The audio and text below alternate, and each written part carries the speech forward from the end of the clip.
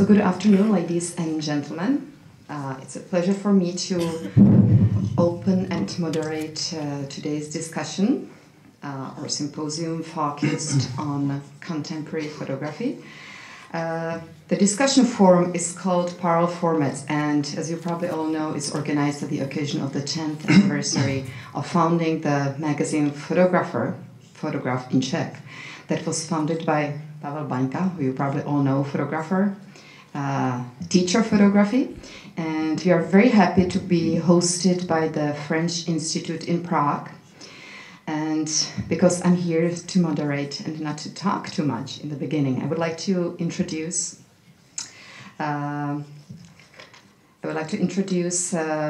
Charlotte Fouché, who is a deputy director of the French Institute in Prague, and I would like her to say a few words about the activities of the Institute in the field of photography, and especially why they decided to host this interesting and intellectually stimulating forum. Thank you.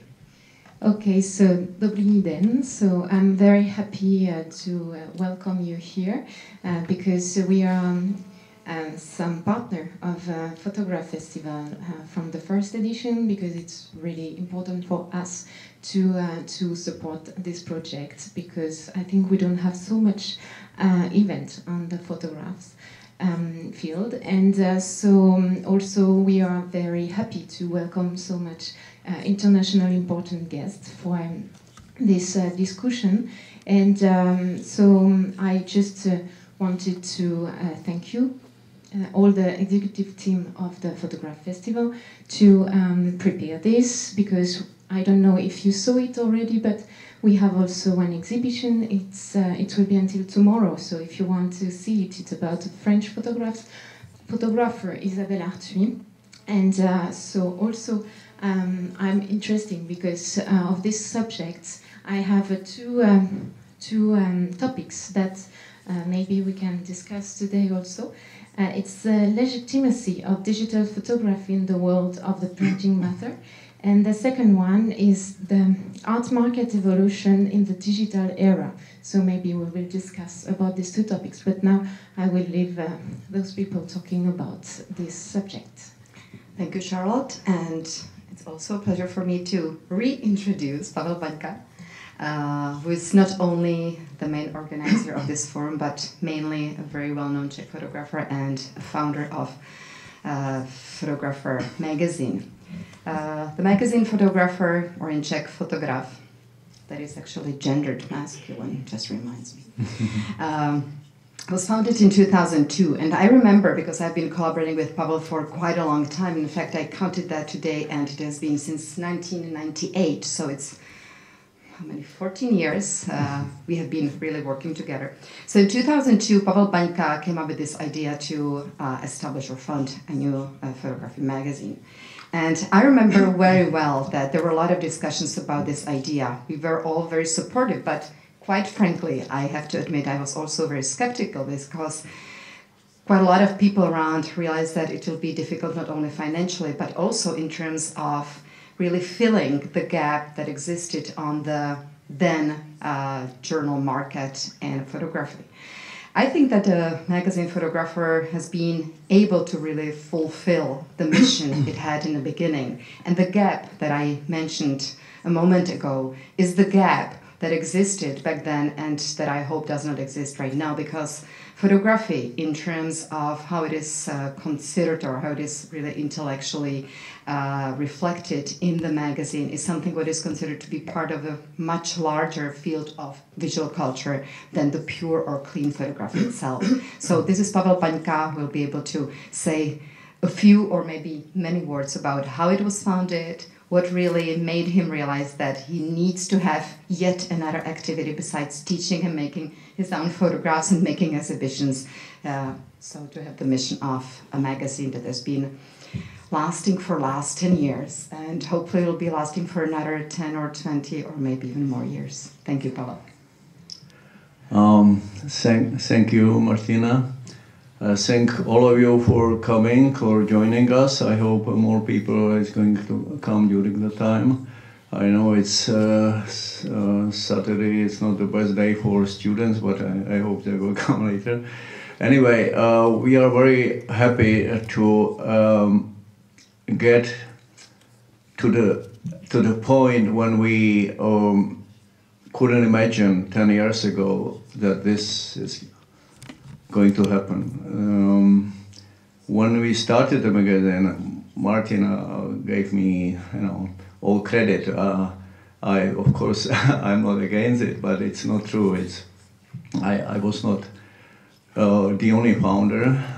There were a couple of us, and there are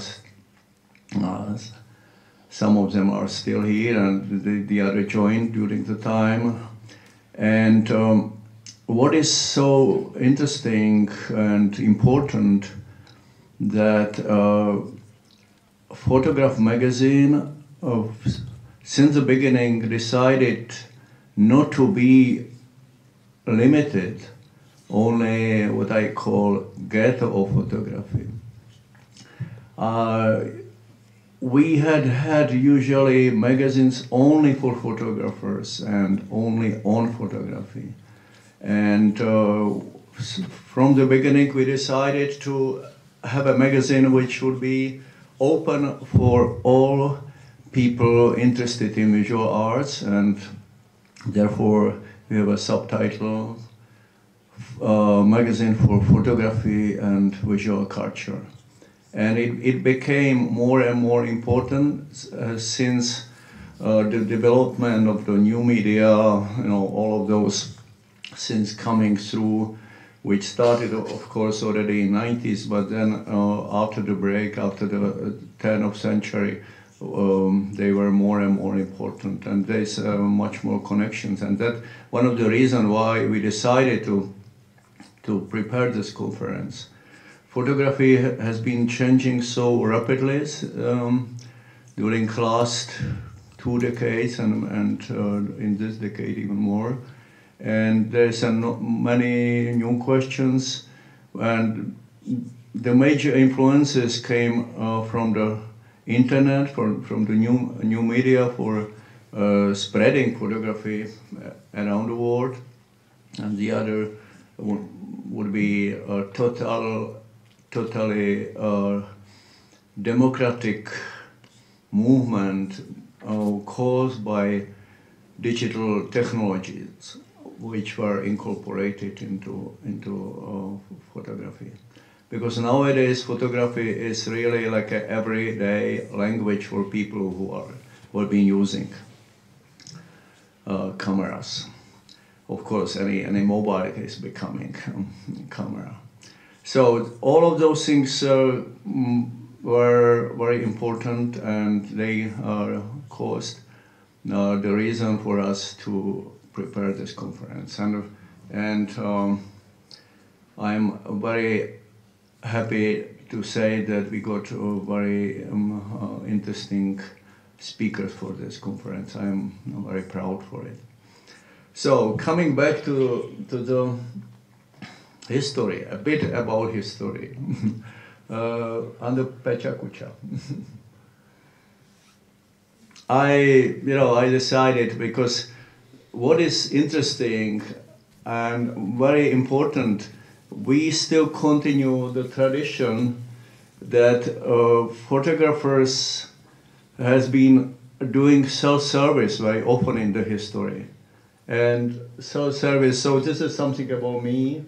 This is from my exhibition called From My Life. And this is also about photography and how do I perceive photography. It's about that photography can be done just for yourself, just for your pleasure, and it can be more and more important during the time. And sometimes, of course, us whom decided to have photography as a major way of our expression. This is already coming to the Ústí nad Labem, where I've been teaching for 15 years.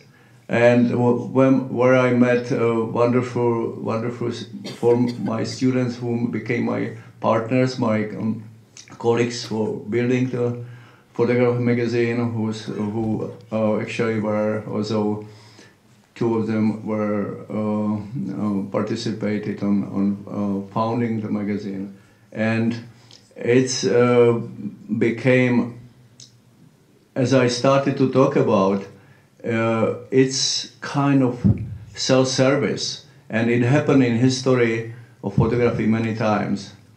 So, Ústí nad Labem, I was returning back, so there was a picture from above, and this is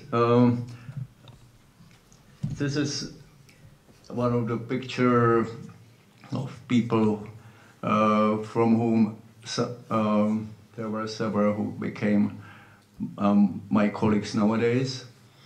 And it's a special flavor of the Fotograf magazine, that it's from the beginning, it was like a dialogue between two generations, my generation and very young generation, and until now we are still trying to keep this, because it's very important to have the whole range of the attitude and of the experience, and of course new expectations. So this is the very first issue of the magazine. From the beginning we decided to have always one common theme for one magazine. So this is a survey of different issues, and the magazine has 120 pages, and it's twice a year, so it didn't make sense to do magazine only whatever comes on the table, so-called. So we decided to have each issue as one book on the subject, which we decided with one common theme, and it was I think, very good decision. So this is more of the other things. So now it's a kind of survey from existence of the magazine, and then after the magazine we decided that it would be very good to have additional enterprise, which became a gallery. So we decided to open the gallery, which happened 3 years ago. We got a space in Štěpánská, which was very nicely renovated, and we invested our own money into the renovation, and it was really, we were very happy for that. This is the very first exhibition. I think there was a second exhibition by Miroslav Machotka. That's Teresa Seberová. So this is a kind of survey of some Adam Holly, some exhibitions, and also some events which were going on. Some work. This is, we participated on exhibition Mutating Medium in Gallery Rudolfinum. And this is something which was like a special occasion. It was actually preparation of one of the cover of the magazine by Michal Pěchouček. And this is one of the discussion evening. We are trying to make at least once a month discussion with public, with audience which comes and discuss the theme which is related to the magazine, but not only to the magazine. Some pictures from the openings.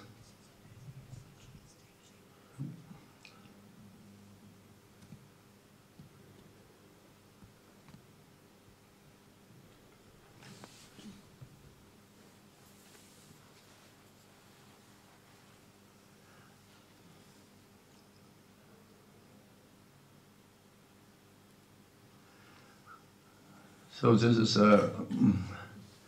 also how it's a promotion of distribution and things like that, which are part of those pictures. It was a bit funny. We were trying to find some images which would be documenting our activities in the gallery, and it was very hard to find something like that. So at the end, there are few images by photographers who are actually colleagues, my colleagues. So this is Veronika Danielova, because as I said, this is actually self-service. We started it. Of course, we love to collaborate with theoreticians, with curators, but it's on the other hand, photographers themselves, they have a great passion to do something which would be, helping to the medium in our country, and of course we are trying to be universal, to be around the world magazine. So this is Silva Francová, another member and photographer. And Tomáš Hruza, just only to show what.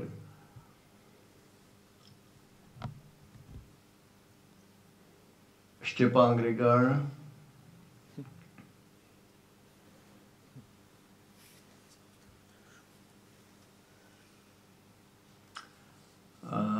Markéta Kinterová.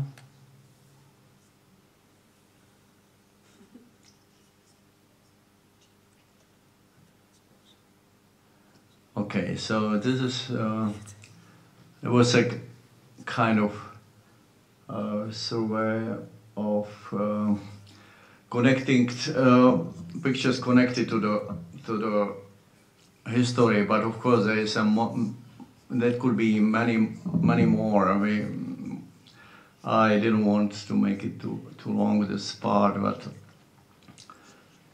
it, as I said, it became also for me a very important part of my own personal life, and I am very happy that I met people with whom I could collaborate. And the other great thing is that we became to be respected in the other part of the world, and we have been more and more known abroad.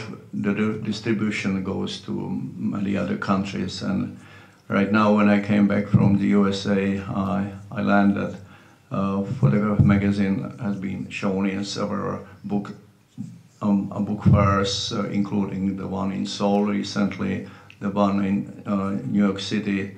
So it's something great which I couldn't imagine 10 years ago, even when I've been always a great optimist and adventurer. So I think that's the major message for anyone who wants to build something unique and specific.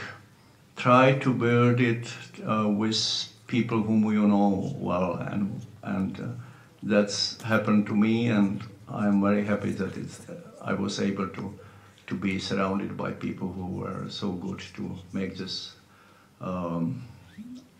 alive. So this it's a little bit mixed up. This, as I said, it's a little bit about myself. That's another issue I wanted to talk about, but there's so many things. Like, what is actually photography nowadays? We are on one way, it's really becoming like a record of your everyday life. It's like a notebook. You are making notes for yourself. You make notes on your own life, on your people whom you love. And on the other hand, if you become artist, you do things which you want to create something unique, something new, and to cross the borders and limits. So there's many different approaches, and it's hard to say what is more important. And therefore, I'm trying to open this discussion even about that, and therefore I'm including. It was also my exhibition called On Photography, which was dealing with this subject, which happened last year in Štěpánská gallery. So, and actually next issue of Fotograf will be on photography. Something which is a time to ask where the medium is now, what is going on with the medium, how artists themselves are responding to the medium, and what has changed during the time. So there's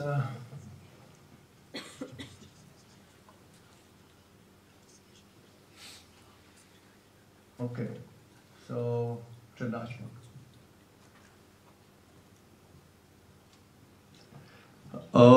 Because this was actually about history of Photography magazine and about introduction of myself. So I thought it would be maybe my contribution to this forum would be a shortcut from my lesson or lecture which I had in Mozart Center in Brussels recently during the big exhibition on contemporary landscape photography, European landscape photography. And I prepared a lecture on Czech landscape photography, and I realized that there is something special in Czech landscape photography. It has something to do with maybe with our roots, with the place in which we live. And since the beginning, there were always kind of a special way of Czech contribution to the landscape photography. Great.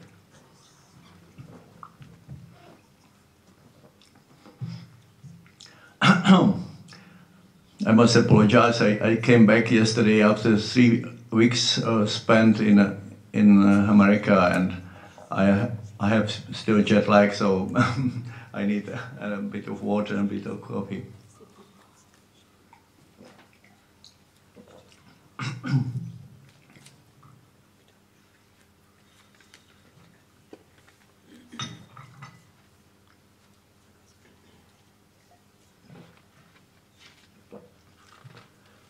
Okay, so it's hard to start lecture on Czech landscape photography without showing Josef Sudek, so, but it will be only a few pictures to be shown. By accident, those pictures have been also taken in North Bohemia, which became my destiny since I started to teach there 16 years ago. And it's a seemingly ugly part of the country, but it can be very beautiful and very special at the same time. I have a problem. Can we switch off the lights here in the auditorium? Because some pictures, some are going to be very dark, so we need darkness.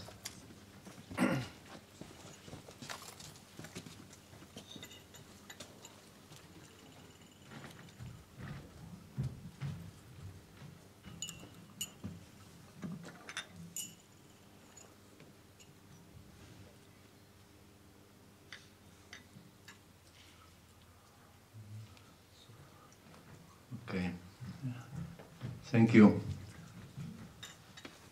Yeah, it's much nicer. I always hate when you know, photographs are being shown in a too light around. Josef Sudek, and now we are coming to Ivo Přeček.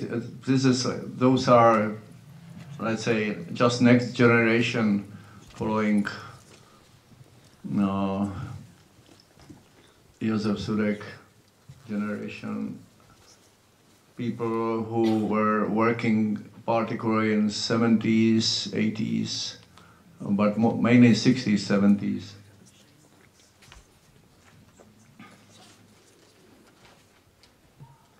He was also very close to the approach of Jan Svoboda, another well-known photographer from this time, from 60s, 70s. Jiří Toman, he was originally like a assistant of Josef Sudek, and he even inherited one of his camera, the panoramatic one. But he was already like an early conceptual artist using photography also. And he's not known. Well, he deserved to be well known. Unfortunately, he died too early, and his negatives were actually not printed almost at all.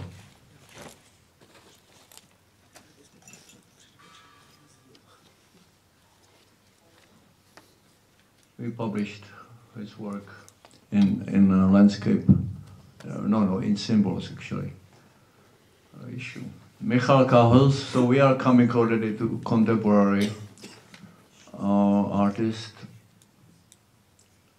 This is very different approach. He has been using landscape more as a place for gathering family. His work is more about intimate moments spent in a countryside, and it's very different than most of the other work. His work is seemingly banal, but it has a special flavor.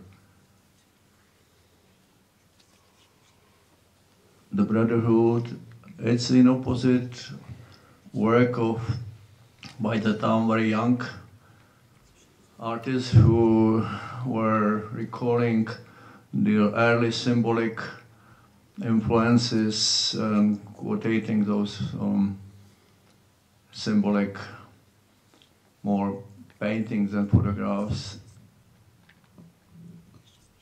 but sometimes with a certain irony.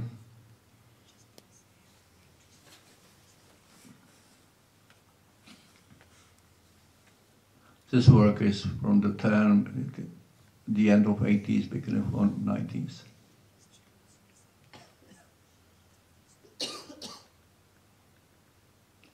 Štěpánska.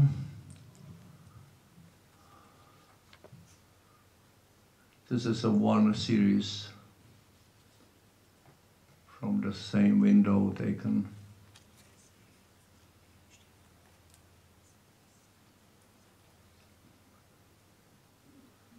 So it's more than landscape, it's cityscape, but it's part of the landscape of sorts.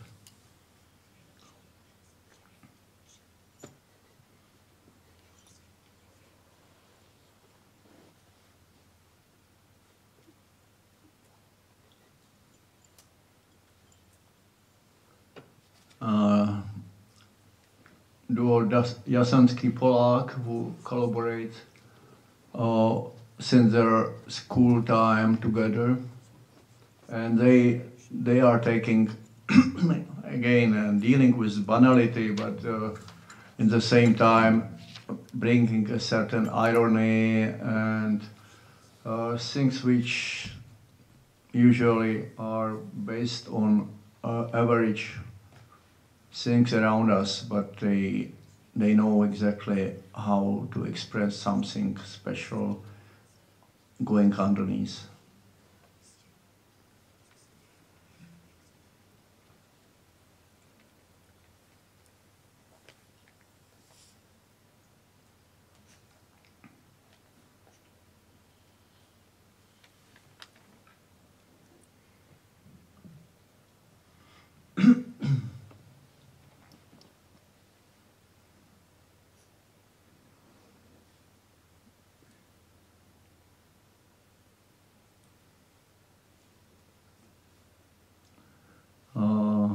Alexandra White in a card, quite new series which have been taken in caves. And what was it was also shown in Fotograf gallery, and they were trying to make it as a special installation. They made a special installation. They were using, you will see, they were making a special object based on the form of the one of the entrances of the cave.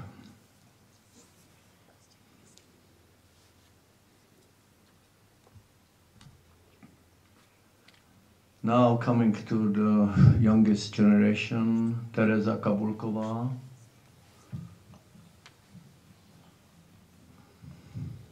She is definitely inspired by, early photographers like Josef Sudek, but she has a kind of postmodernistic switch, sometimes using her own drawings and rephotographing her own drawings.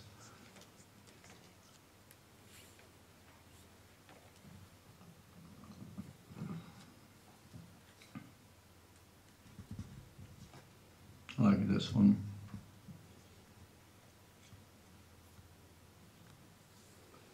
Tomáš Růza.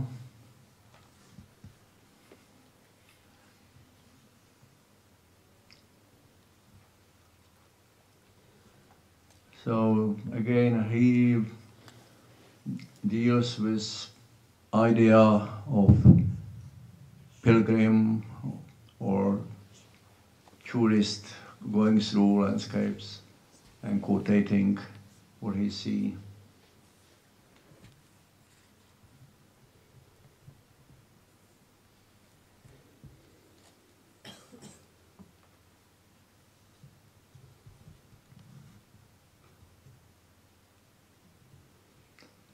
Markéta Kinterová, it's one special project taken in Mexico.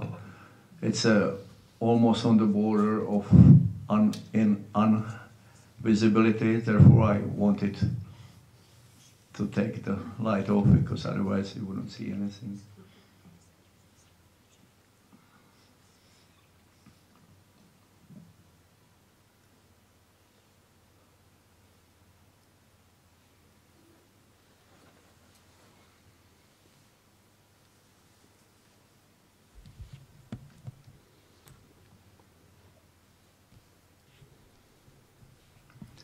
Wojciech Frolich, a special project which he combined landscape taken and then he worked on the pictures.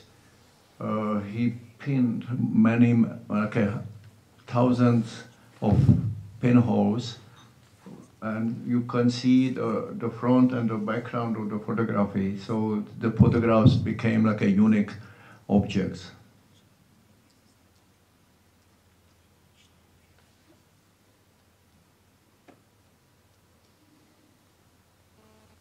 And this is an extract from my own landscapes, which I had on the end.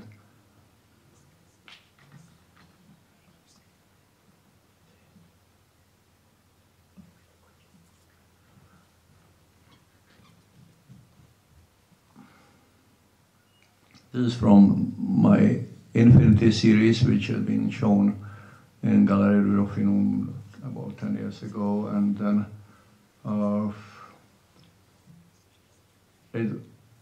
it happened when I came to Oregon coast for residency, for almost 1 year residency there, and I was just shocked by this beauty and like an untouched landscape there, in an abandoned place.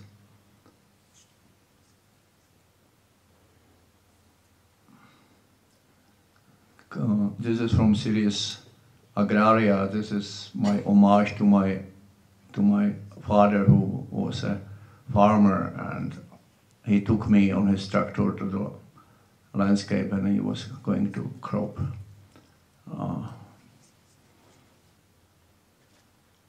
the field and shining into at night, shining into this. So I record this.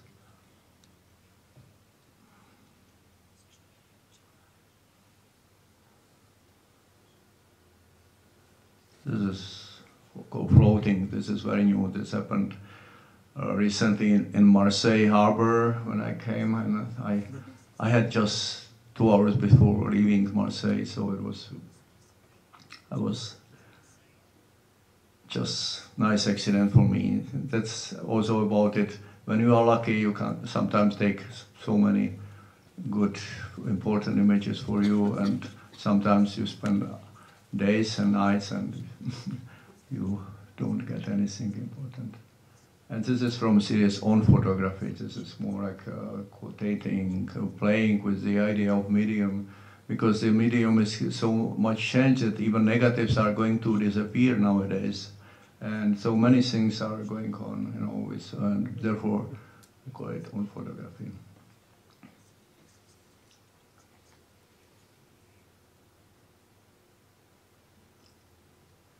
Okay, so this is the end of this series, and it's the end of my lecture. Thank you.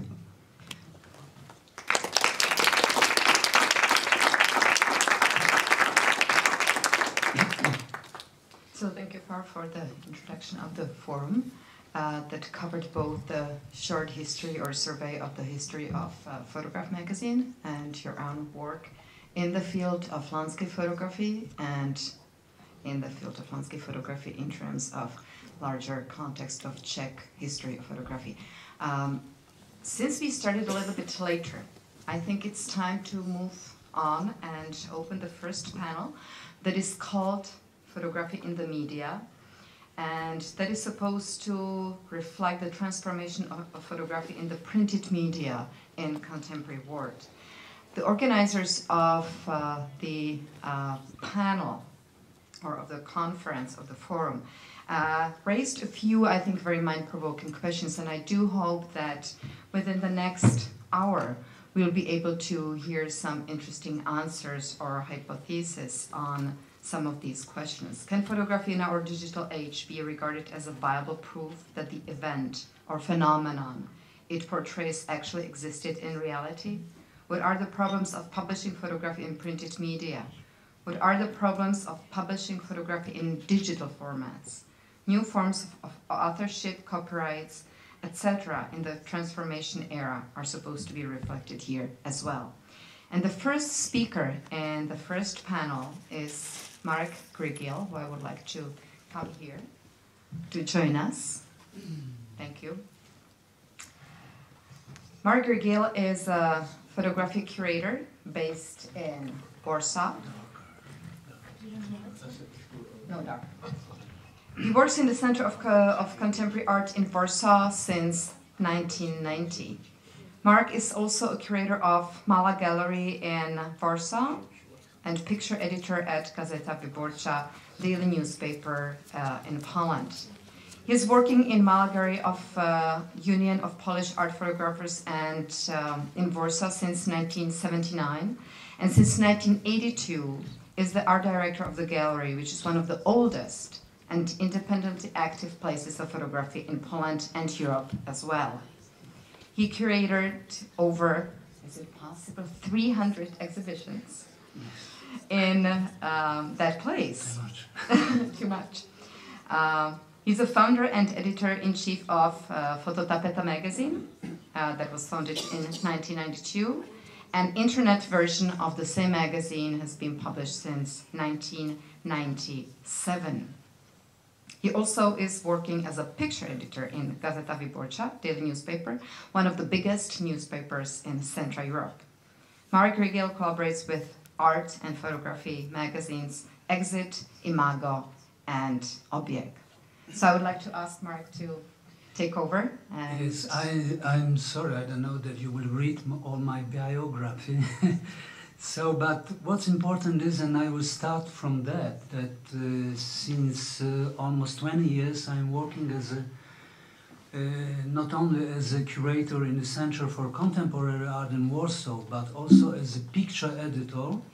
And my presentation will be quick, and which we will have character of a little bit kaleidoscopic reflection about the medium photography. The photography now since 1 decade, and I observed that, but please, I will tell you the next, because I must tell something more precisely about each picture, okay? Photography since 1 decade changed very much. I observed that from the 2 points of view.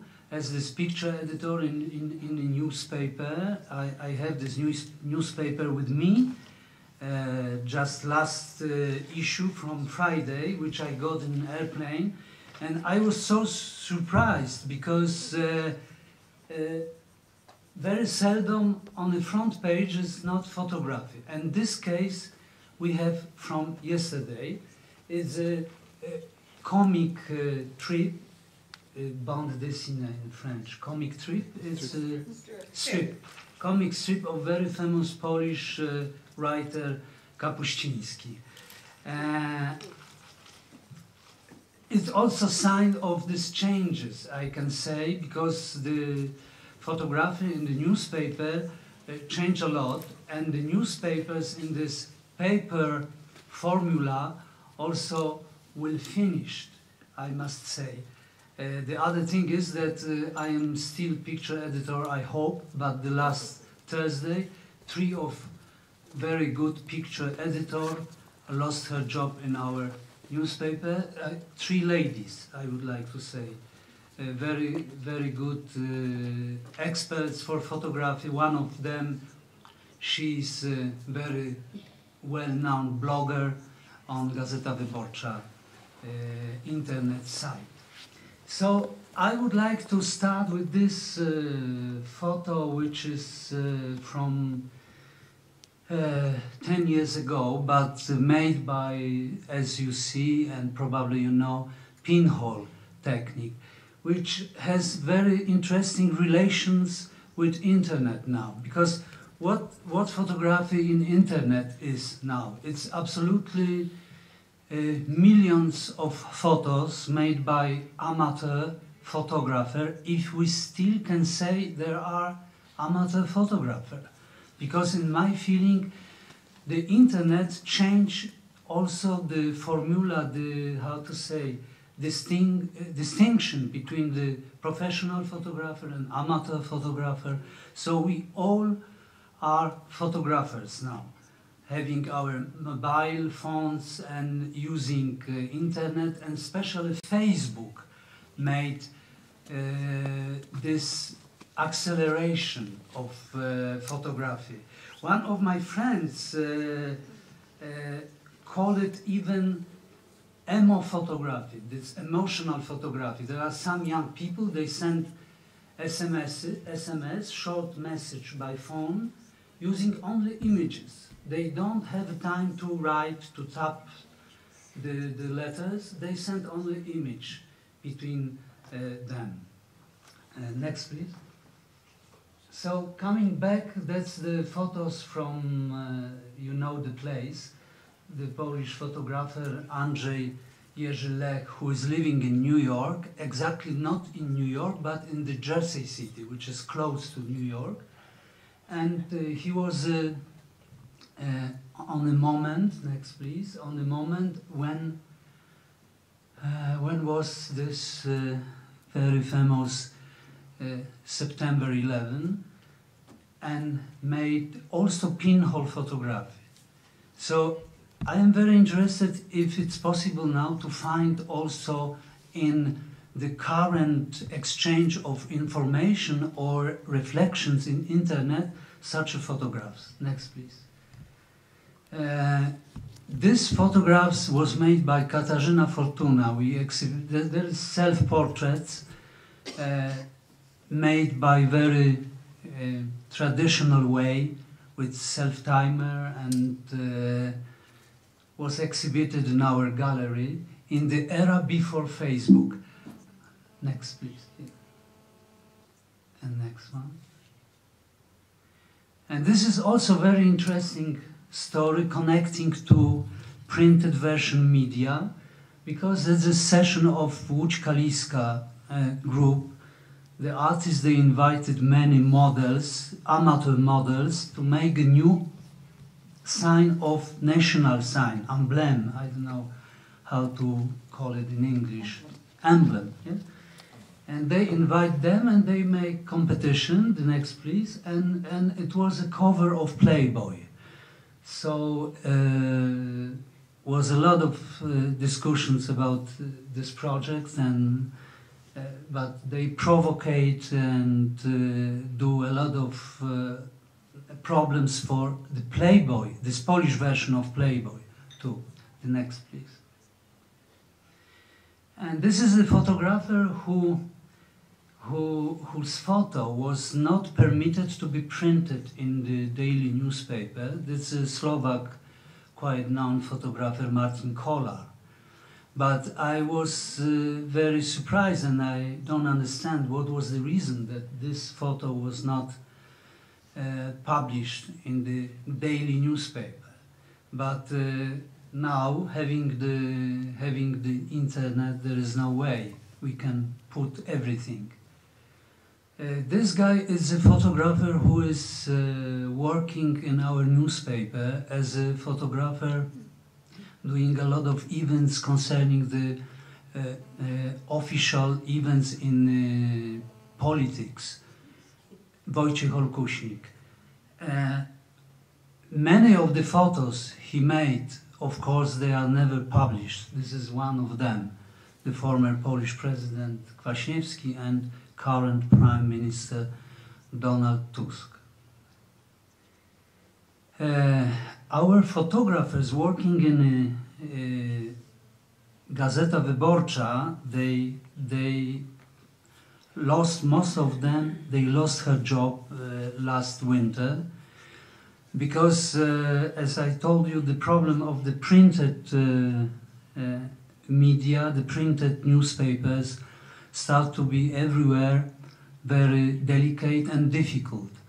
But I like very much this project which was called Photo Feuilleton. So each photographer for a municipal edition has to do one photo from the daily life. And this guy also made some photos, this Photo Feuilleton. Like that one, the next one. There is not the monk, that's the lady, she's going to the lottery each week to check if she became to be millionaire or not. Some South American musicians playing spontaneously in the center of the town. Next. This is a live model of the shop. The owner destinated her daughter to sitting some hours without movement as at the time. And this is a very sad story. I prepared some photos from this set of Wojciech Olkuśnik, the same photographer which we are still with him, and he made the photos in a moment when the coffins coming from Moscow to Poland after this big airplane accident in Russia, and it was a very traumatic time, and we can see how it was. And the next please.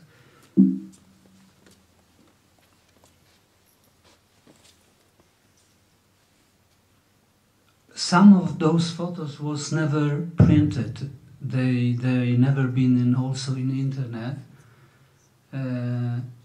And I think they are very good photos to be there on this moment. It was a very emotional moment. So he made a very nice. And the end of the story is that the photographer lost his job, and I met him one day in March in a coffee place, and he became to be barista, and he's selling the coffee. So it was a big surprise for me. Such a talented person now is working. The next, please, in a coffee place. So that's the brutal situation for photography. This photographer, Tomasz Tomaszewski, also very, very well known, do kind of protest in our small gallery, presenting his dias he made for National Geographic. He was working many years for National Geographic. And he told us, I will never use those slides, those dias I made in different countries, in different situations. Please keep this. And he decided to present this as an art object, also giving this as a present to his friend. And now this table is a useful table in his home. I mean this friend. There is the beginning of the experiments with the computer using of photography made by Wiesław Michalak, the Polish photographer living in Toronto, and was also the last, that's very significant because it was the last exhibition in Mała Gallery, which was this leading gallery in Warsaw in 2006. The next, please. And this is the front page of Fototapeta. In this moment, I would like to congratulate to Paweł Bańka, the anniversary of Fotograf, because it's almost the same anniversary we have with Fototapeta in internet version. It was created in '97 as one of the first places in the internet. So I would like to say that we also try to at the beginning was a print version. It's like a samizdat story because we did in '93 as a possibility to print in xerocopy. Then we start also with very luxury printed copy at the beginning of 2000, but without success, and after 4 numbers we must cut it. So, and now we are since '97 only in internet. The next, please. And in the end is the significant image which I found time to time when I'm working as a picture editor in a newspaper. But what is interesting that now we have this internet era, and but the Reuters or Associated Press sending this communicate, they use still the image from the past. I mean, now is not this cartridge in use so much, but in our mentality is still. So they use this old sign as a sign of that the picture is not available. So that's, I finished for a moment. Maybe I will tell something more later. Thank you.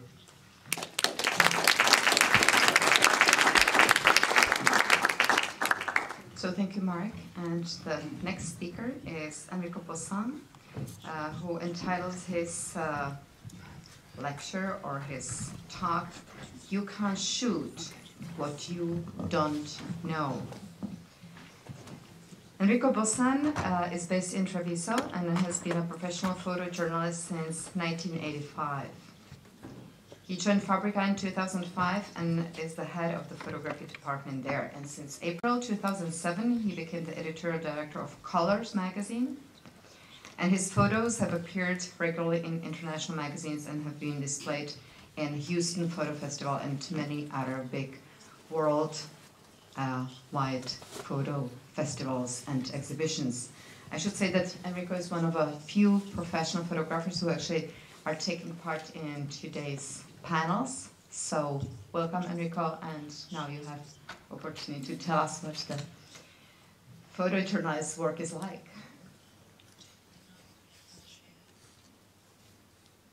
Sorry, but yesterday night I decided to change the presentation because I suppose to talk too much doesn't have sense this morning.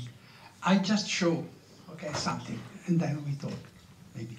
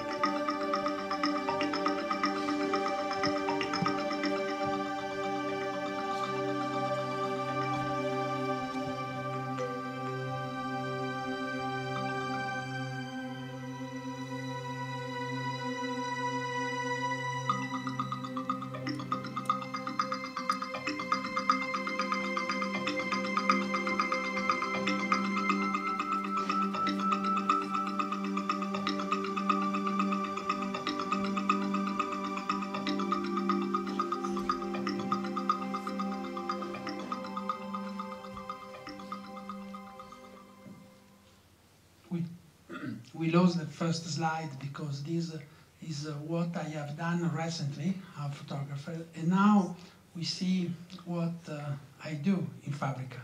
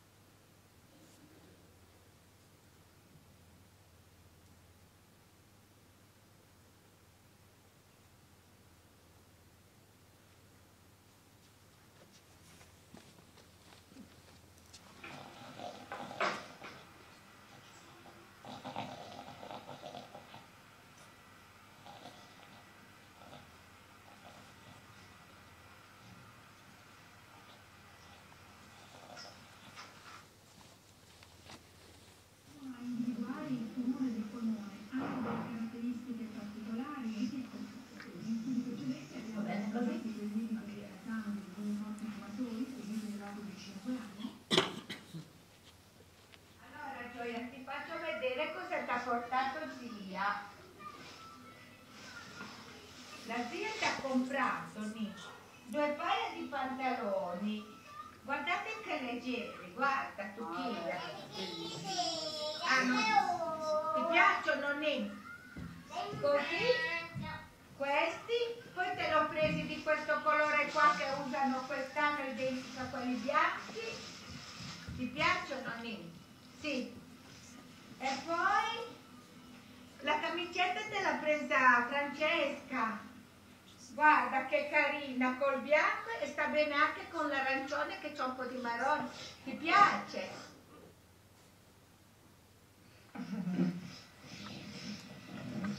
Mamma, guarda mamma. Che cavolo, la maglia si è messa così.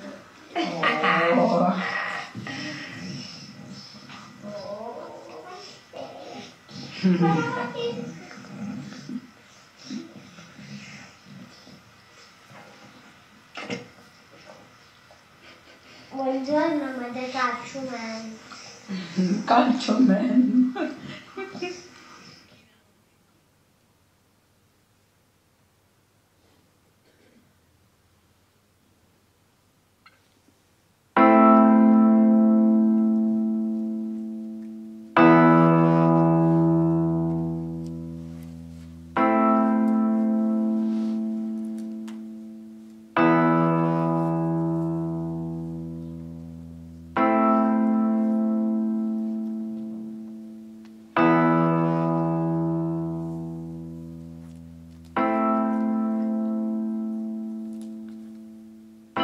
मेरा नाम इकबाल है। 5 साल की उम्र में घर से भाग गया था, तो 1 साल मैंने रास्ते में बिताया।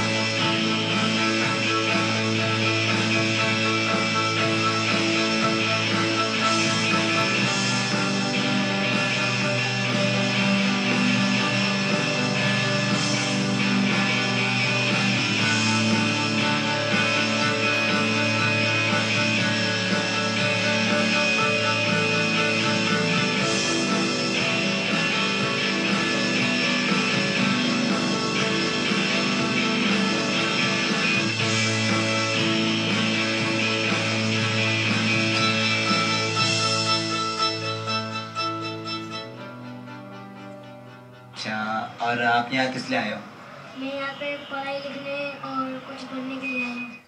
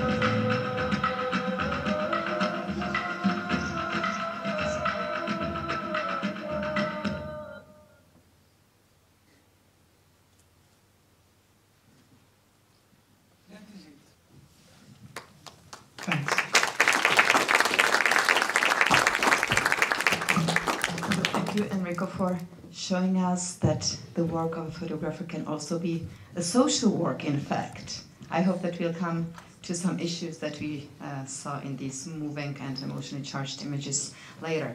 And the third speaker is Selina Lunsford from Frankfurt. The title of her presentation is called Making History, in quotation marks, Transmitting Opinions, Transmitting Memory.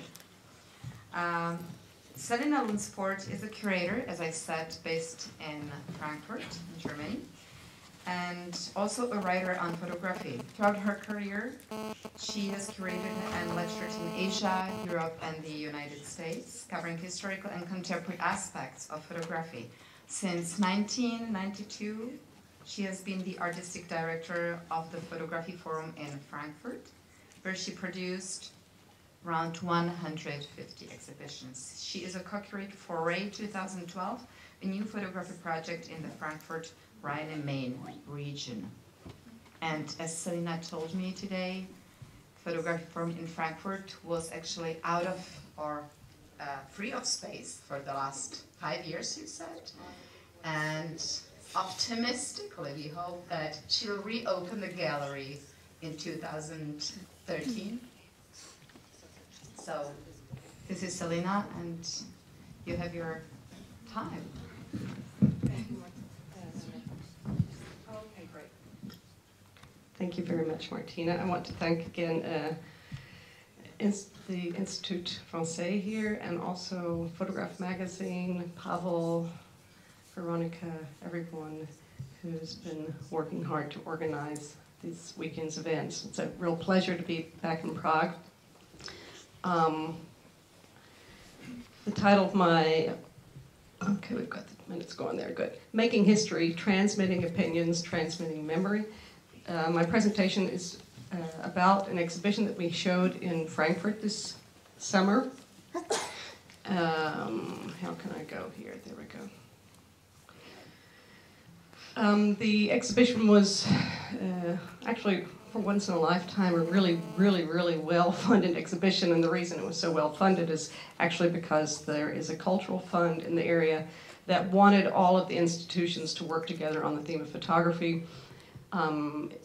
We ended up being 6 curators for this exhibition, and have worked on it for actually almost 3 years, not all the time, but meeting regularly and discussing what we wanted to show during these greater project, which is called Ray, which was 200 days of photography in the area. But there was one major exhibition called Making History. So after many meetings and discussions, went back and forth, we made our thing to exhibit artists who were dealing with the idea of the power of printed, the power of media, the power of the public images which are made to represent historical events.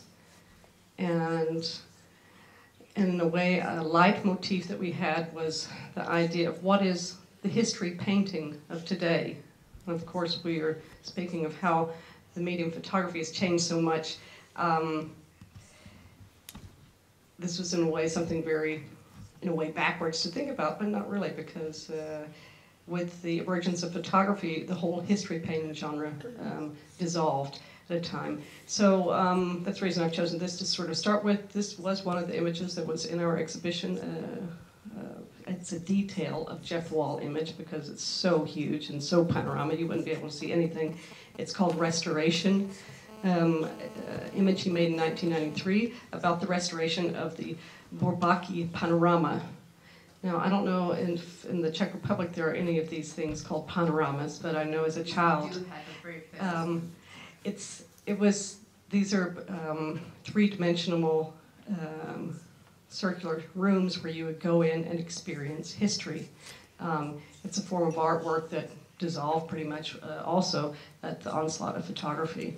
This one representing French soldiers coming into the Swiss border and giving up their arms and being treated.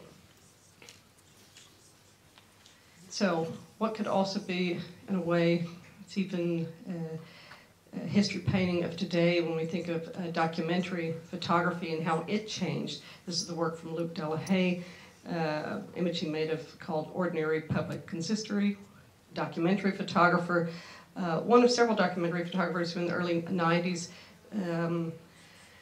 began showing their work in galleries, making their images larger, very majestic, and composition-wise also, let's say this one in particular, in the style of a historical painting. It even has references, maybe you can see over on the side of, he's even documented the television cameramans and the special lighting that's all taken place here in the Vatican for this historical event.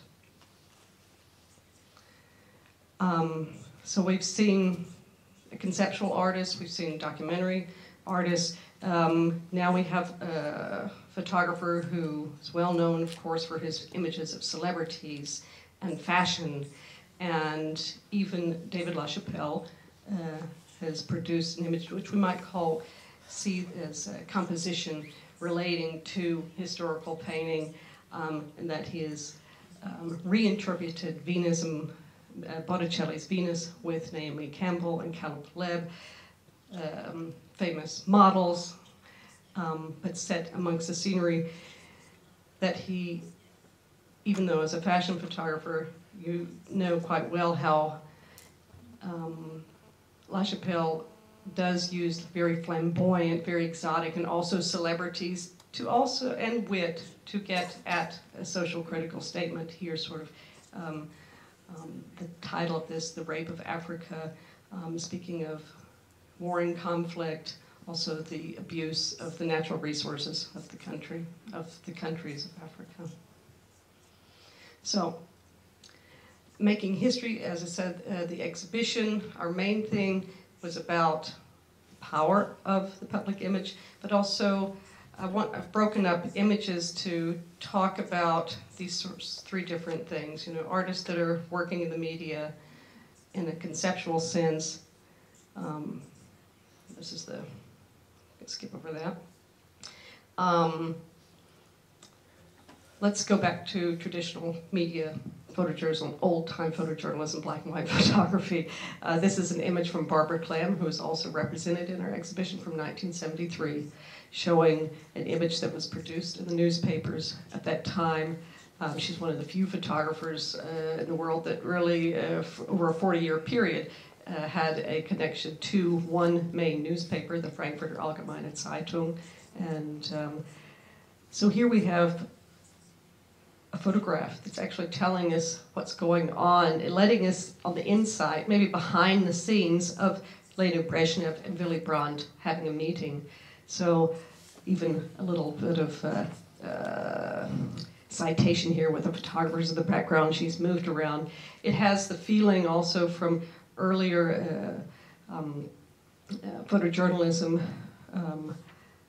And so what do we have in comparison to more recent photographs of our politicians? I'm not going to show the huge image. I'm actually showing Alfredo Jar's interpretation of Peter Souza's image made on May the 1st, sorry, 2011, of the Situation Room with Barack Obama, Hillary Clinton, all the politicians around, viewing supposedly an image of the death of Osama bin Laden.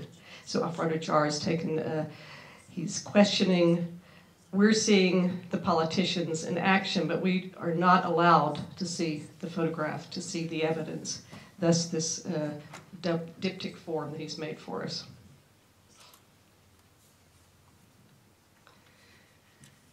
One of the, I'll show more advertising images in the back, but I wanted to concentrate first on a few of the media images. Once again, Oliviero Toscani founded Colors magazine, the Benetton campaign.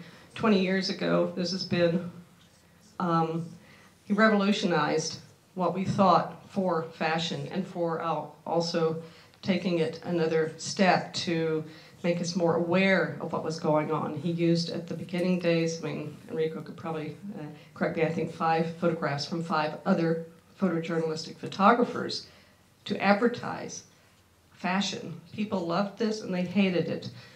Here's an image that he used from Teresa Freire. Many of you probably know it's an iconographic image, one world press photo at that time. He changed it a little bit. I think the original was black and white, made it color.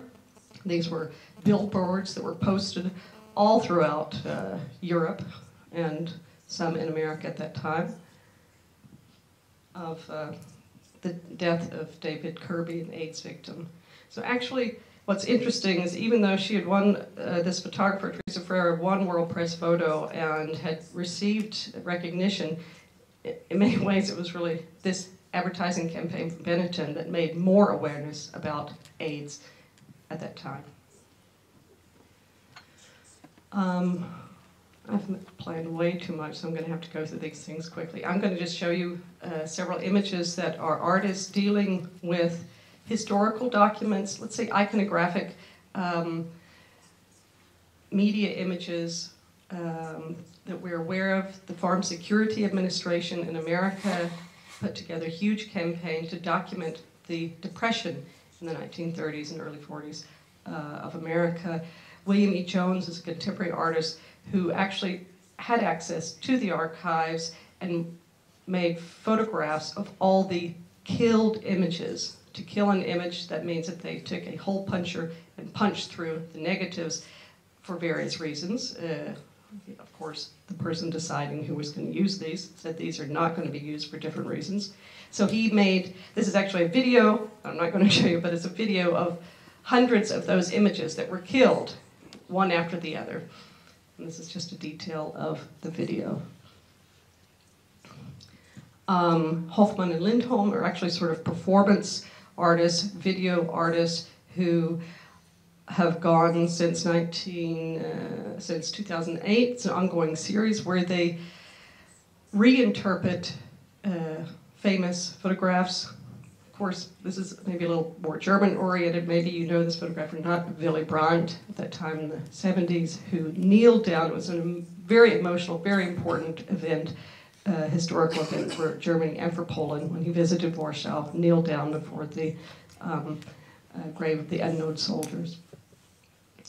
So what they do is they go throughout places where famous photographs have been made and get people from just normal people from the street and work with them, and they reenact this event. So the people are shown the photograph, and many of them know the photograph, and each of these groups of people reenact this event.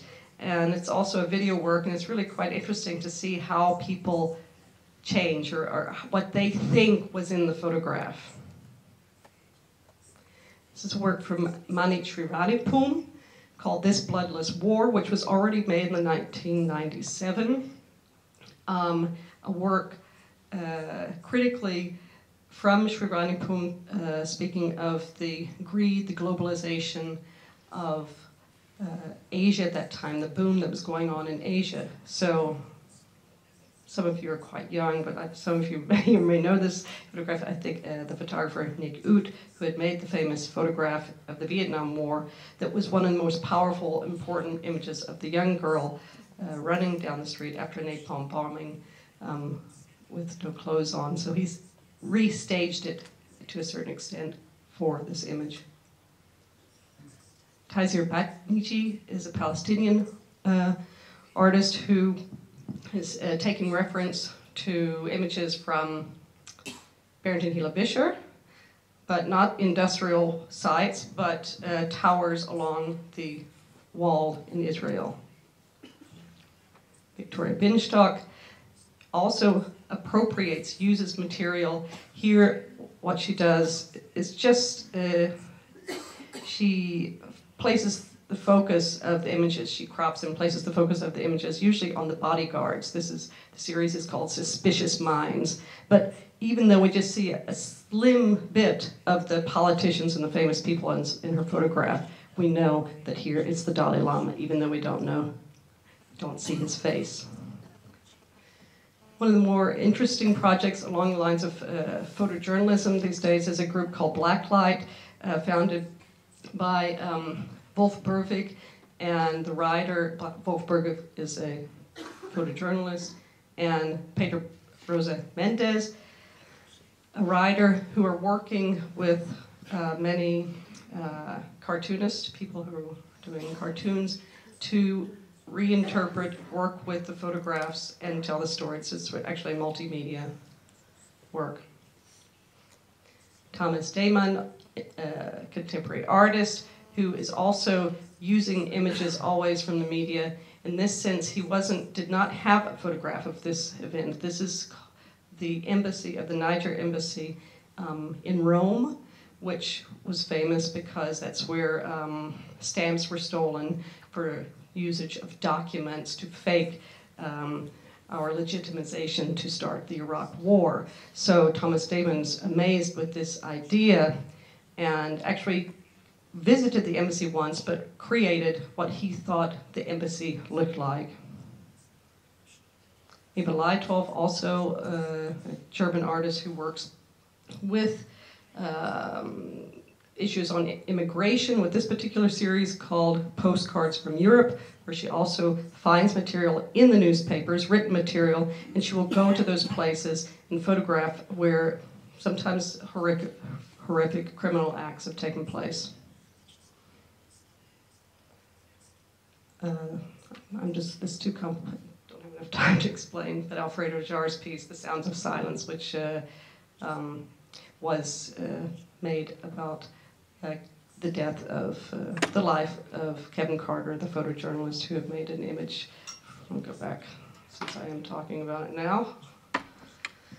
It's actually an installation. You go inside. If you've had the chance to see this, or please do, because it's quite an emotional piece about the life of Kevin Carter, who is the photojournalist who won the Pulitzer Prize on an image that he made in Sudan of a hunger victim.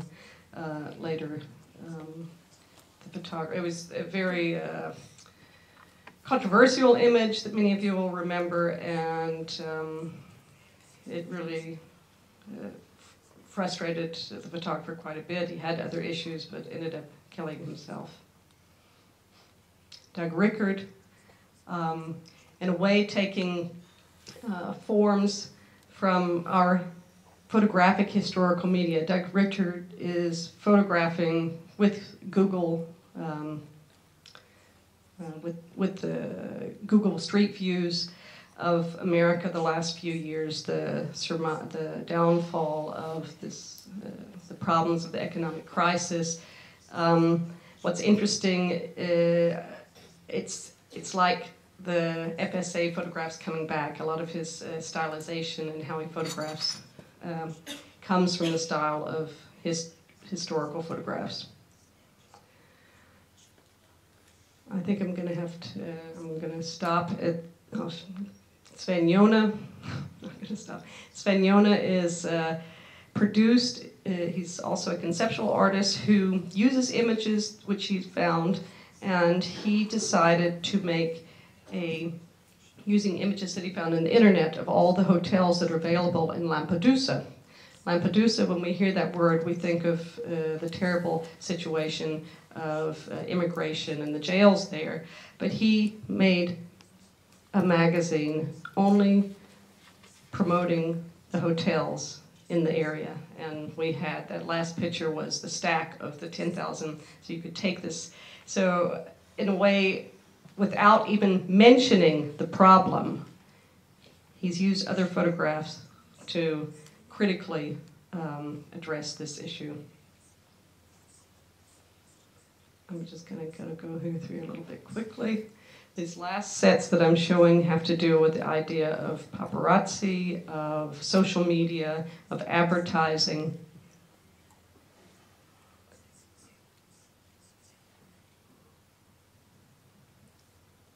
Armin Linke made quite an interesting project with the paparazzi photographer Corrado Calvo and Marco Belpoliti. Corrado Calvo was arrested and taken before court, and all of his photographs were taken away. And he did finally, Berlusconi took him to court, and he did finally get all of his photographs back, because the fact at the end that his lawyer said is that the photographs that this paparazzi photographer is making look very similar to the photographs that Berlusconi himself used for his own promotion. So photographs that are very similar but used for two different reasons.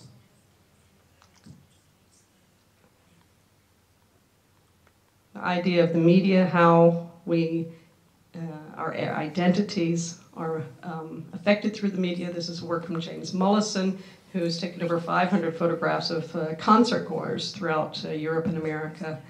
And just through the ideas of photographic albums or the internet, how people create their own identity through media images. Hank Willis Thomas did a series erasing all of the text from images to make a point of how the idea of race and gender still plays an important role in advertising. So I wanted to end on that again because Toscani was not really erasing.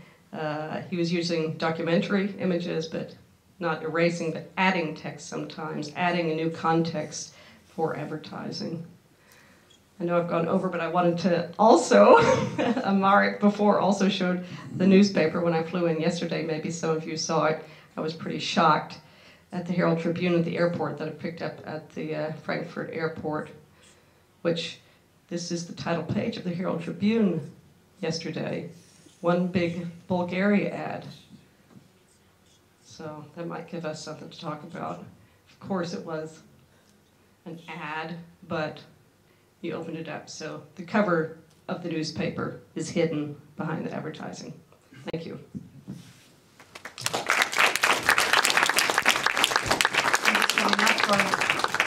Thank you, Selina, for an interesting reflection on how contemporary photography also participates in the making of history and what is its political agenda.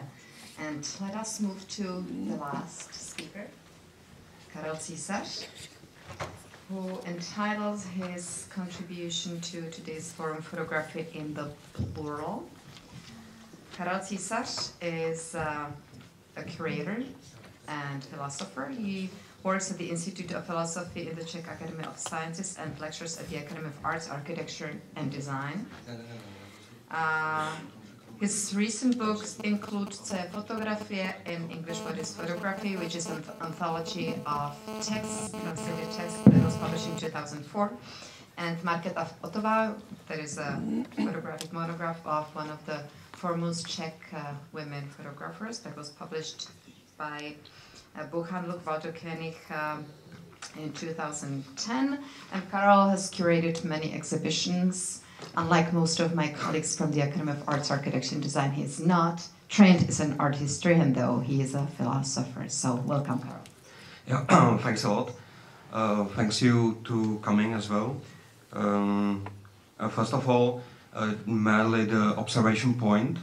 I think that in relation how much the people are included in the photography history, they prefer sort of like to have images instead of themselves. As someone who has been trained in philosophy, I feel images are not so important, so I prefer to have light on me instead.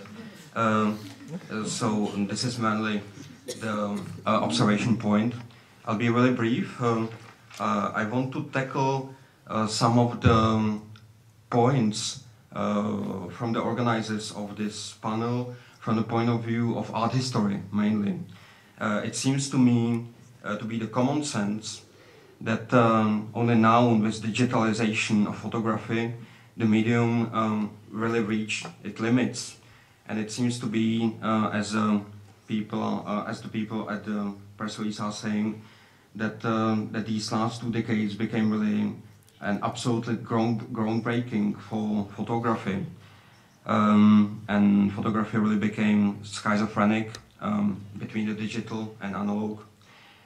And it seems to me that that photography in the social networks, it's keeping 3 really important points. First, that with a photography in social network, it reached the new forms of collectivity that with photography that it spread by the way of the Facebook or other digital media and social networks, you are creating like a different forms of collectivity. You are having different collectives than before that became really fragmented and highly targeted as well. So this is the first point for the photography in the new media and the social networks, that it creates different sort of collectivity and even sociality, let me say. Second, the photography in the new media became really vernacular. It's really devoted to the everyday. I'm referring to what Pavel Baňka just said at the beginning.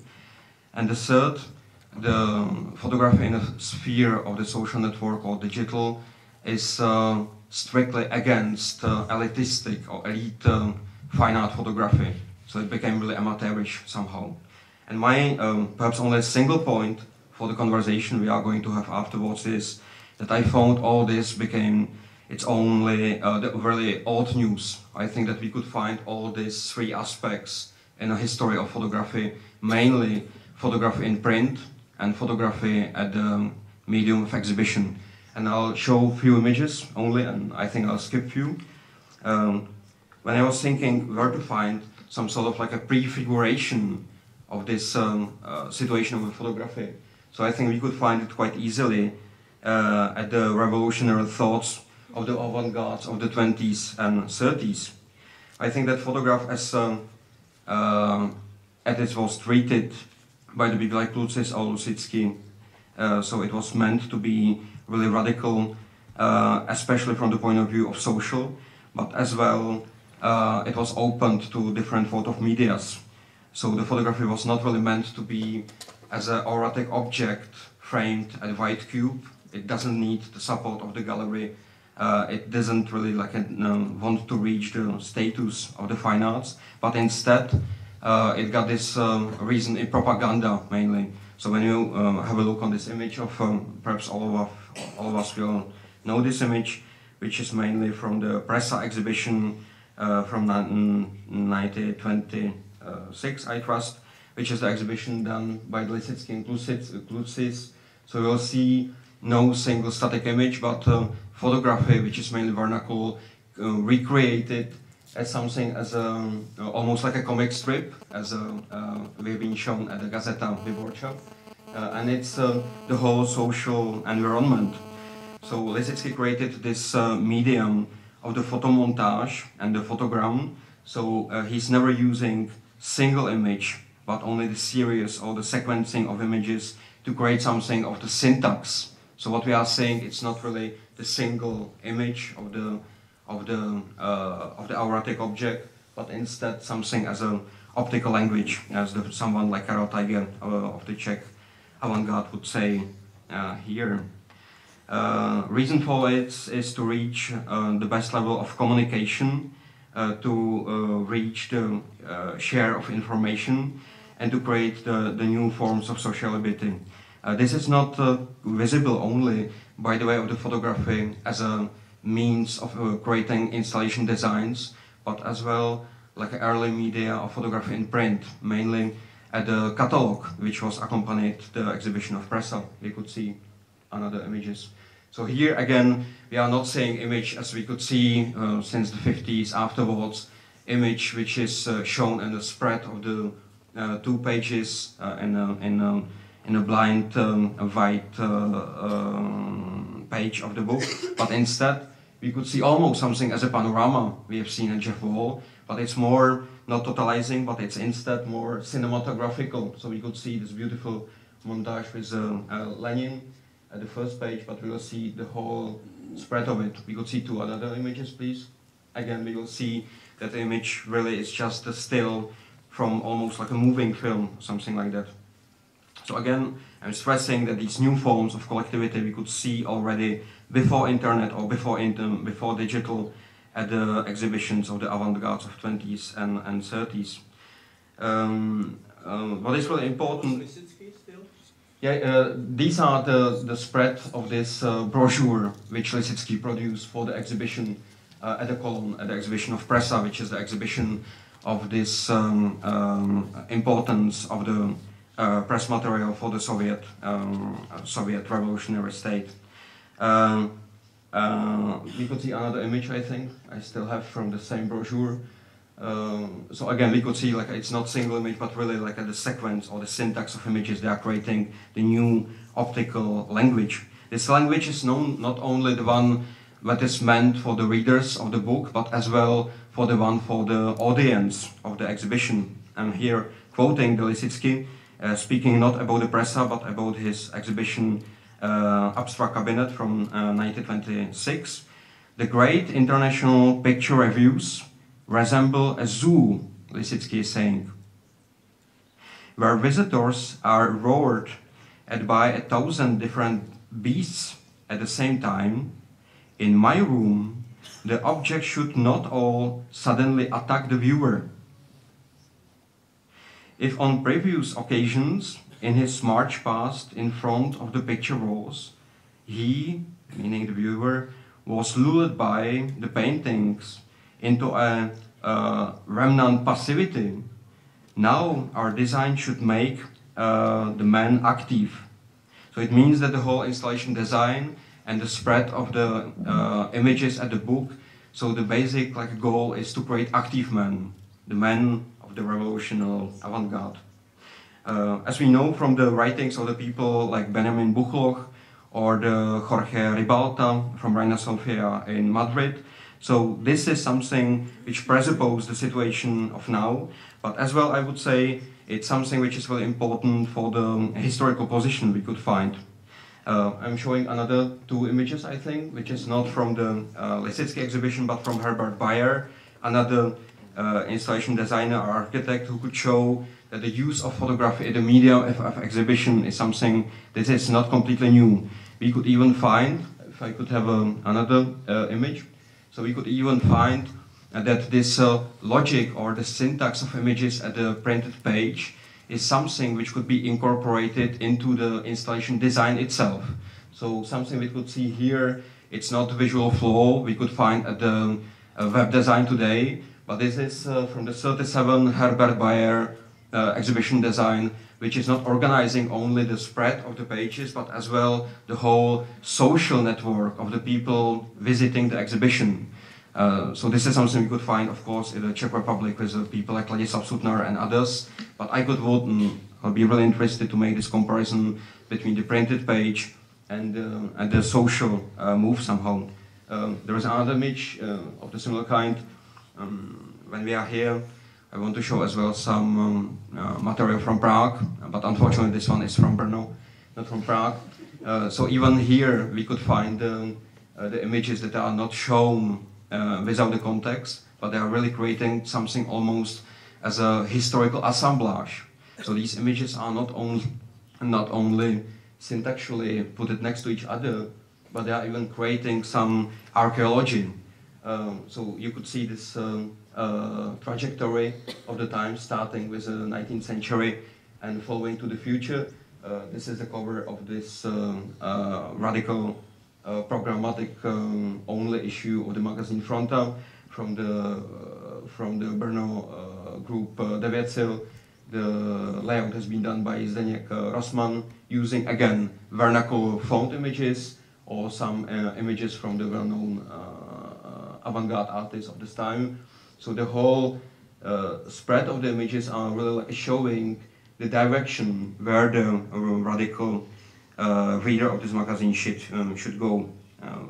When we will make a bit the step further, so then when we will refer to the writings of the people like Anne-Marie Staniszewski, who has been writing about exhibition designs at the MoMA, so we could see that only with the people like John Sharkovsky or or the work of Peter Galassi, so the photography want to reach the level of the fine arts, and it was exactly the point where they sort of neglected installation design and just incorporated this really trivial and conservative design of this white cube with a painting situation.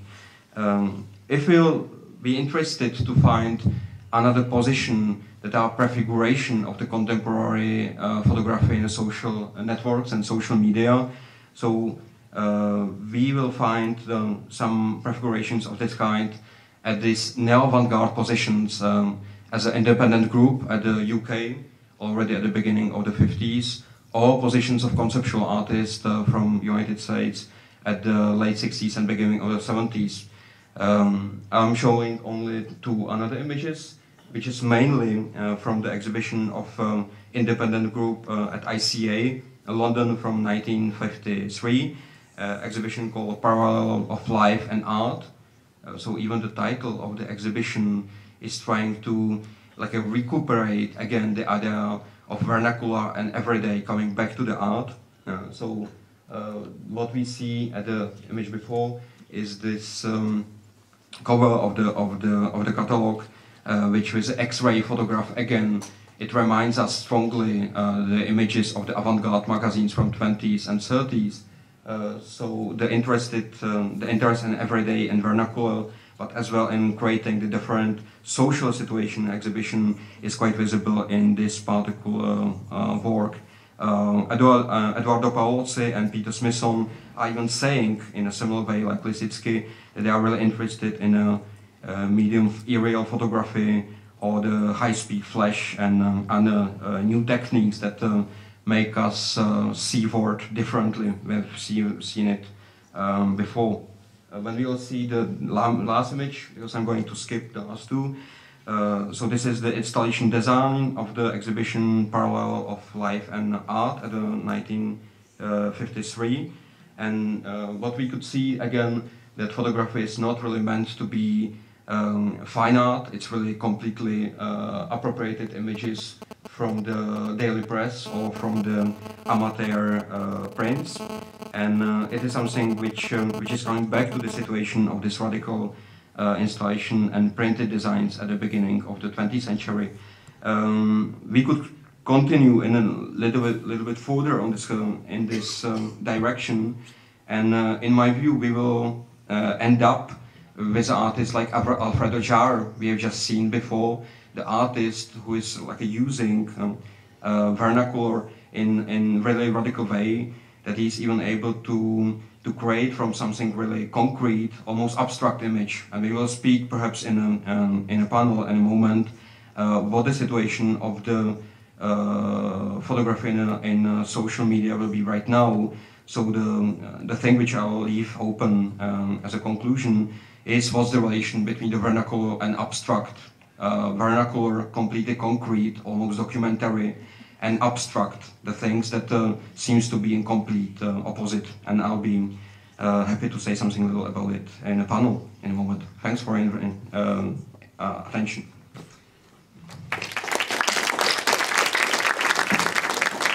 Thank you, Carl.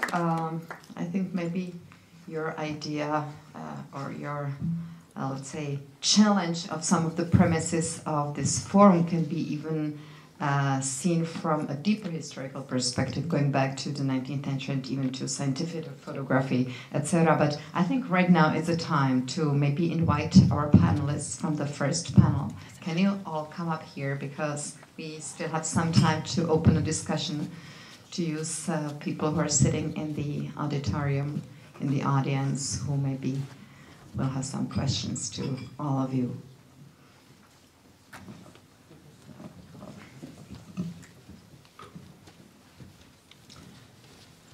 There is a portable microphone, so I don't know if Marketa or somebody can help us with this, or Veronica.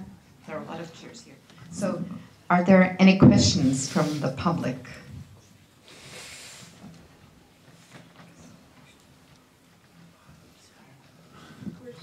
I think what was very significant in all of the contributions, in all of the papers, is the emphasis on the social, or as Karol Císař put it, vernacular aspect of photography. Marek spoke about the end, a possible end of the professional photography, because, as he put it, everybody can be a photographer. Enrico spoke about, or showed us, a photography with a very strong social potential. As I kind of read it, that's a photography that can really be read as a social work. Selina Lunsford spoke about how photography takes part in creating or even manipulating history and human memory. And the last speaker, Karl, spoke about the mundane or everyday dimension of photography that really takes us back to the very beginnings of photography. I mean, I dare to say not only to the history of avant-garde and post-war photography, such as the independent group, but also maybe to the beginnings of photography to the mid of the 19th century. So I think that all these aspects kind of bring up the question, is maybe photography more vital means or medium to, let's say, have an impact on how we live and even on our everyday social and even political aspects of our existence? I mean, is photography really more, let's say, to use the avant-garde term, revolutionary than our artistic media? That's maybe a question that I can raise here and ask the speakers, the panelists.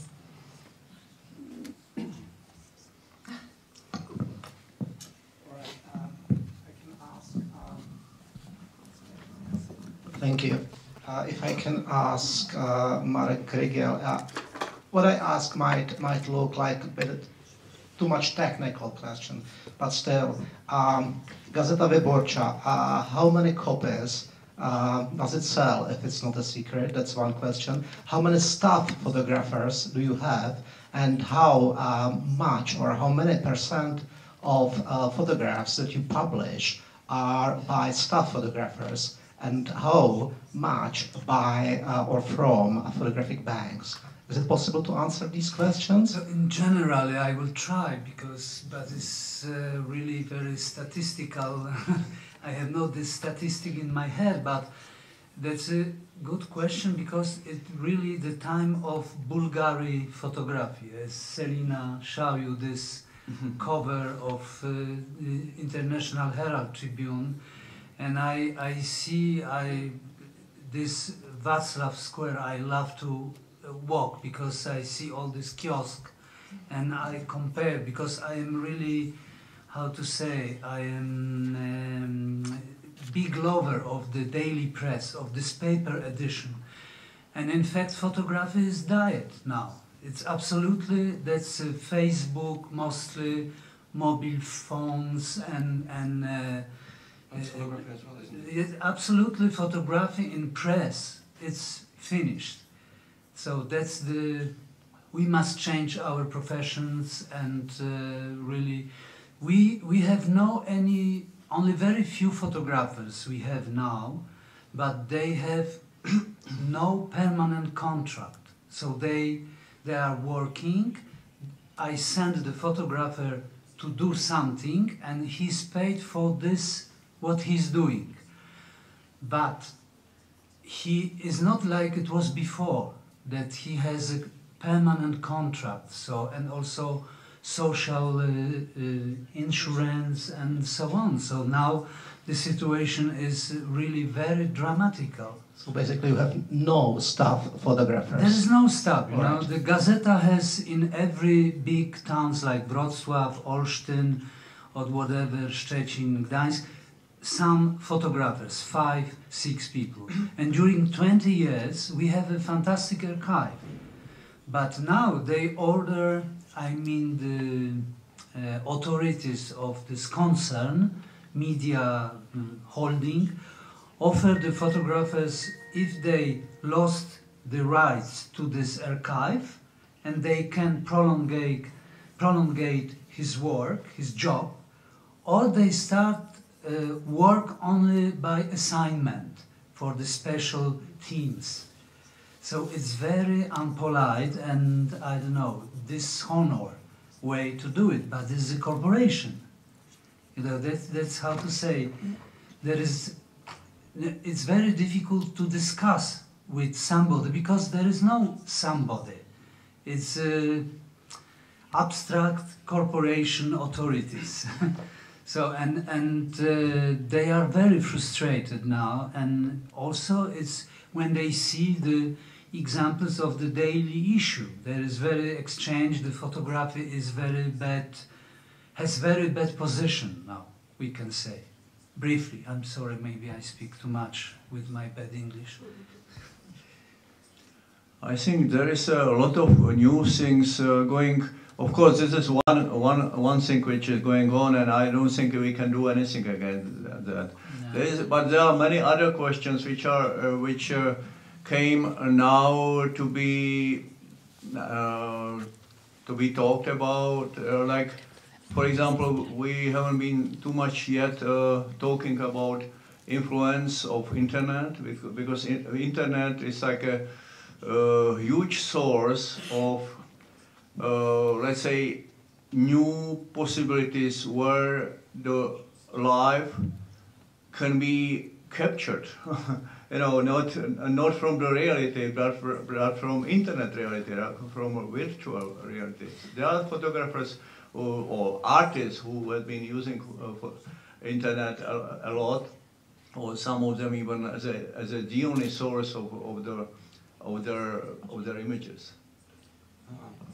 If I may just add a little thing, I think we have to really differentiate between like the practicalities and economy about the photographers having the jobs and stuff, and then like a medium itself, which I find it's sort of like a different thing. When just Pavel started to speak about like internet arena of the images as a source of artistic creativity, so I think it's really difficult to put this together. So I don't know, I think it's perhaps interesting to focus on something small at the beginning. I don't know. Okay. Well, they both very much have to do with each other. I was a facilitator at World Press Photo in 2009, and that's 10 photographers, 10 young photojournalists are generally chosen to participate, and it's really a dynamic week with 6 facilitators, 10 photographers working, thinking, trying to. I was the first time that ever someone who was like a gallery person, curator, was invited, and even though I've exhibited documentary photography for years and photojournalism, we exhibit everything, I was not shocked, but I tried to help.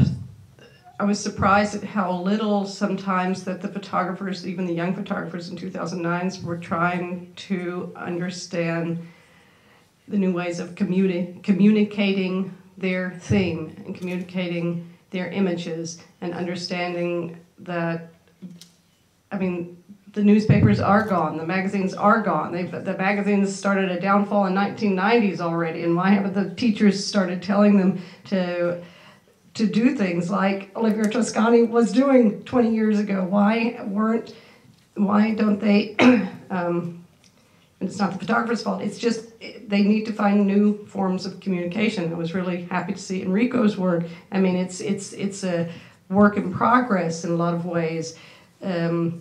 A lot of the festivals, what we're doing today, these are answers to the dying of the media. It is tragic. I've missed the newspaper also, but as photographers, if you're journalistically working, you have to think of, you're not going to get your images paid for and printed in the newspaper and a magazine. So you have to think of other ways of presenting them in a multimedia form, and also working with other artists, not just working on your subject, me here. You have to work with actors, you have to work with musicians, you have to work with writers to get the message out there. Well, in fact, I think that it is kind of difficult not to think about the medium of photography in the context of economic and other factors, because as Marek has showed us, I mean, his photography magazine has to be probably, because of the lack of money, published, and has been published since 1997 only on the internet. And I think that that has to bring us to a question: what does it make to even philosophy of photography vis-a-vis, you know, images, even artistic images in the medium of photography being transmitted only through the virtual reality of internet. So I do think, probably like Selina, that even economic and our aspects are part of either our philosophical or art historical curatorial interpretation of what photography is, in my opinion.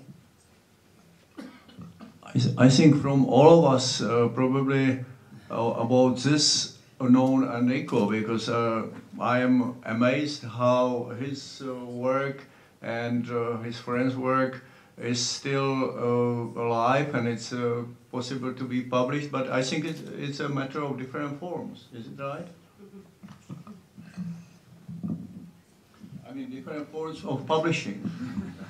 No, I think how all the moment in the history there is has been a great moment for the photojournalism in the past. I believe now we are in the middle of the river, and we must to trust. I believe soon start again for some other reason, because if the New York Times decided to stop the paper, the weekly, I believe that become again a great opportunity for the photographer, because I believe internet open again the business. This is the point. The paper doesn't have a business for the market. And there's no business on the paper, there's no business in the internet. You are just in the middle. But when started again the business on internet, sure, the video, the picture will be again important. I believe maybe more important than the past, but now is how in the beginning of the century, the last, when the industry changed the process, And I believe maybe the work of the photo editor, if we talk about the photo editor, can change. When I met Elizabeth Biondi in my first time, I told her, how many people work with you? We are six. Six for to choose one picture. Because the New Yorkers, they choose one picture. And she told me very smart answer. You don't have idea how difficult it is to choose one picture for a week, okay?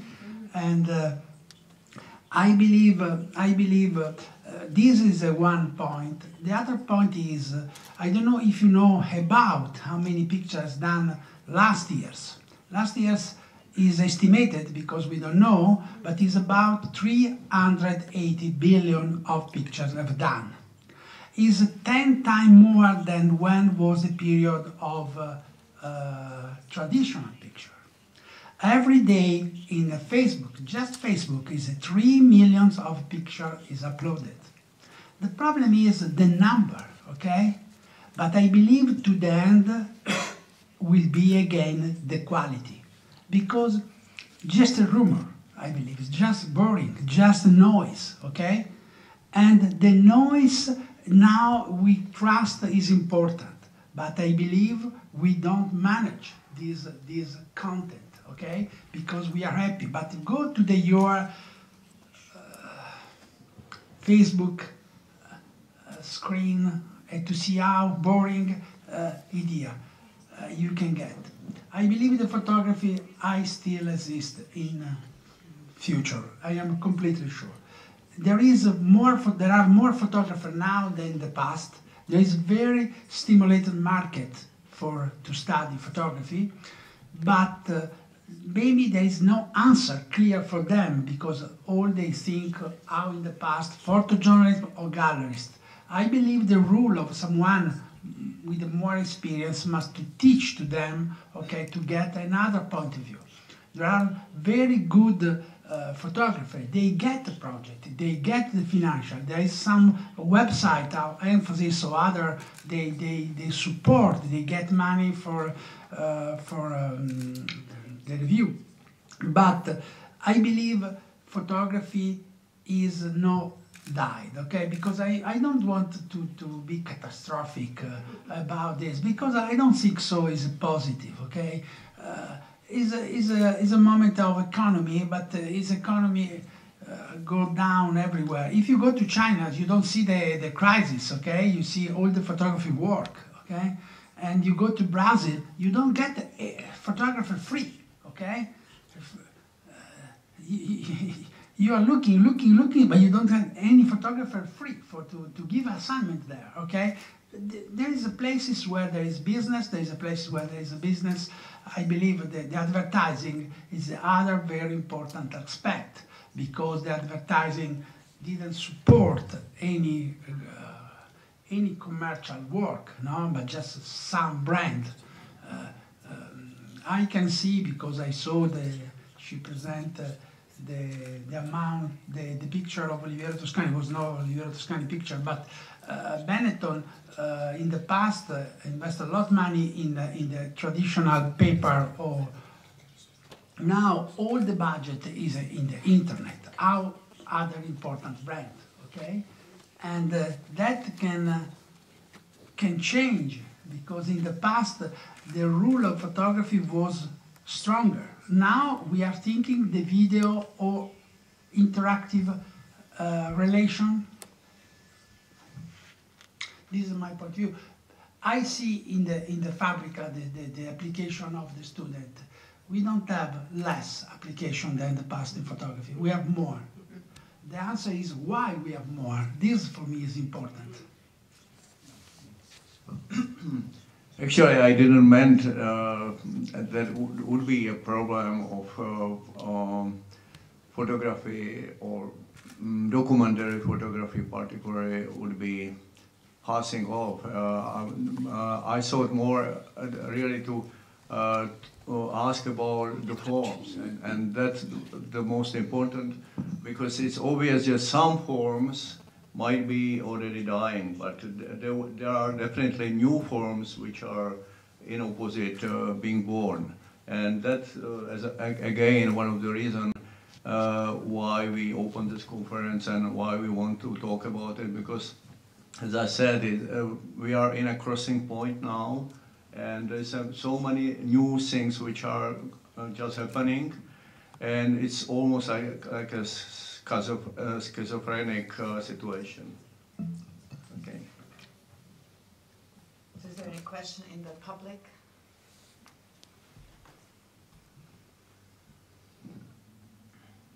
Well, if not, we still have another panel ahead, so I suggest to have 15 minutes break. You probably can bring in